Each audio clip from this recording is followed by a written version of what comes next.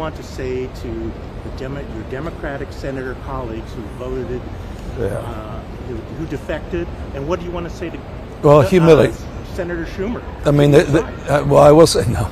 The climate in D.C. is, it's pretty chilling. Try to connect a little use some vernacular around here at COP30. Look, I'm not.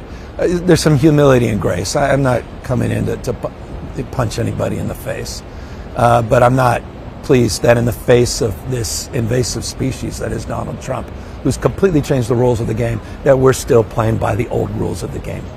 And in my core, I'm just I'm stunned. How hard was it for you to make that shift to mirror or mimic Trump in his Easy to do, because we wanted to put as you suggest, a mirror up to the absurdity of the President of the United States dressing up as the Pope, of the absurdity of all-cap tweets. 9-10-year-olds wouldn't be allowed to conduct themselves with this behavior. And the fact that it offended so many of those that sit there and the propaganda networks and others, it offended them, was precisely the reason we needed to do it, to call it out. It was becoming normalized. It's become so absurdly socialized. So I put up a Patriot site.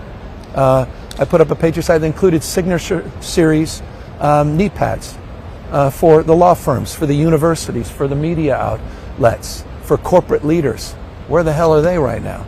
Selling out to Donald Trump. It's selling out our republic, our democracy, that next year will, we hope, enjoy the 250th anniversary of this historic project of our founding fathers. So I'm really more alarmed than it appears the 8 members of my party are in the United States Senate. I'm much more alarmed about the future of our country and the world we're trying to build than they are. And that's why I'm here, not just identifying a problem, but iterating and trying to solve it. That's what my Prop 50 represented. That's what our social media is representing. That's what our 45 lawsuits against the Trump administration are representing. That's what our extension of the cap and trade, and honestly, one of the reasons we got it done this year, represents a positive alternative vision and an exercise of leadership in the absence of leadership, and trying to assert ourselves as a stable and reliable partner on the world stage on one of the most important challenges of our time. Simultaneous crisis, democracy back home, and climate crisis globally. In terms of your social media and his, I believe in the last day or two you've talked about dementia. Are you suggesting a 25th Amendment situation? No, I'm not. And I'm not. Look, I just find the hyperbolic nature of Trump and those his acolytes about Sleepy Joe. And here's the President of the United States falling asleep at the Resolute desk. He's clearly not the same Trump. And I don't say that lightly. I say that with intimate appreciation. I mean, spent 90 minutes with him in the Oval Office a few months ago, and phone calls, and I worked with him in his first administration. He's a different person. And I think he's excused. I think we grade him on the curve in ways we didn't the prior president. So I am challenging, again, that notion, sort of a lazy punditry, an unwillingness to, I think, call balls and strikes, because we tend to excuse, it connects to the social media, we tend to excuse his behavior in remarkable ways where we would never excuse other behavior along those same lines. Where the hell is the United States of America? We're ceding cheap energy, green energy, infrastructure, supply chains, manufacturing. We're ceding economic power to other countries, notably China, taking advantage of that absence. And they're going to clean our clock economically unless we wake up to the economic imperative and opportunities of low-carbon green growth. Mother Nature and the market compete. They bat last, they bat 1,000. And the market is moving in that direction. Even we all know Trump 1.0, he failed on coal. He lied. He said he would deliver big victories. Coal. We saw a reduction in coal. We saw a doubling of solar. And we saw a reduction in greenhouse gas emissions because the world's moving in this direction. And so we're proving that paradigm, and that gives me confidence. And I think that's around the theme of this. It's not about what or why, it's the how. And it's about the application of our ideals, the pragmatism that's behind it. China gets it.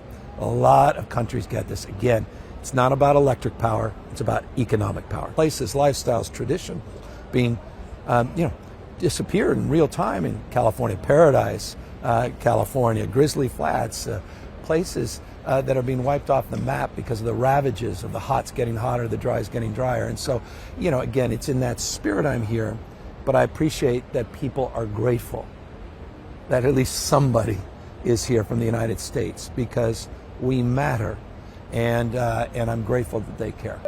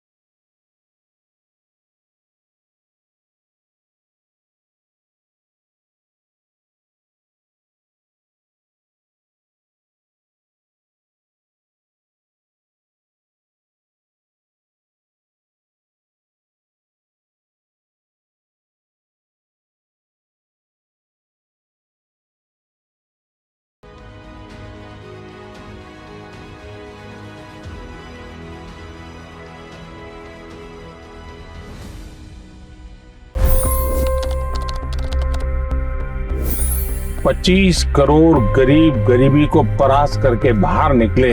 For the good of our nation, let's work together and let's truly make America great again. The fastest news breaks. Requested PM saying that look, you will have to speak to Putin and to Zelensky. The biggest news makers. The relationship with India is probably the most important bilateral relationship the U.S. will have for the rest of this century. The capital delivered quite an election result today. Expert analysis. The million-dollar question today is how to stop this dance of death. Ground reports.